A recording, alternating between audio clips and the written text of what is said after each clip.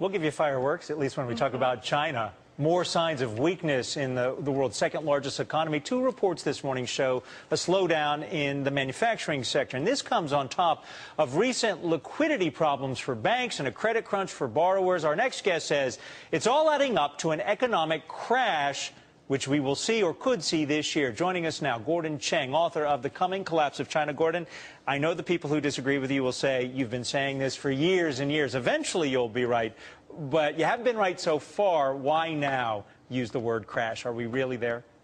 What we see right now is, of course, these liquidity crises causing confidence problems. You've got debt issues, and with a slowing economy, as we've seen from the HSBC PMI and even the official PMI, it shows that they will not be able to pay back this debt. So I think the fuse has been lit. I don't think there's anything that they can really do right now because of global conditions. Foreigners are not going to be pouring money into China, and that really means that the Chinese economy is going to fail on its own. It'll go into recession. This played out in the United States in 2007, 2008. We had a liquidity crisis, then we had a credit crunch, and then we had the recession. So if this happens in China, I would imagine the problem for us in the United States is they can no longer purchase our debt, or would they continue to buy our debt? Well, you know, they haven't really been buying debt for the last 7 quarters. You have to go back to July 2011. Their official holdings of U.S. Treasuries was $1.3 trillion. Has it grown? It's the same now. So essentially they have not been buying our debt. And there's no reason to indicate that their unofficial purchases and sales have really deviated from the official numbers. So basically, we're fine on our own. But we're fine on our own, except that if they go into recession, we export to China. I would imagine they won't be buying as much as our stuff. And they would undercut prices worldwide as they try to revive their economy, would they not? Well, they will be cutting prices. They already have been. But we got to remember that we last year ran a $315.1 billion trade deficit with China.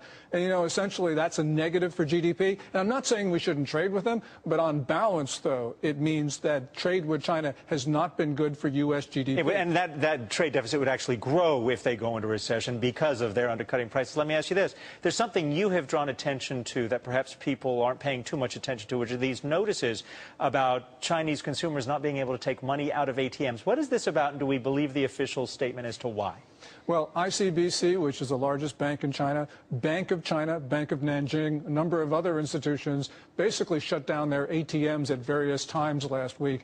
And they were saying this was because of systems upgrades, but bankers in China have been privately saying that this really is basically to conserve cash. And so this shows how bad the Chinese institutions are. And, you know, it'll be okay today, I'm sure, because it's the first day of the new quarter, and so they don't have to meet the quarter-end capital requirements. But nonetheless, this shows you how fine an edge the Chinese economy is right now. 10 seconds left. When do we finally get the world agreeing with you, like here it is, the slowdown, the crash in the Chinese economy? Sometime within 6 months, because I don't think they can play it out much further. All right, Gordon Chang actually putting a timeline on it. Thank you very much. Good to have you here, Gordon.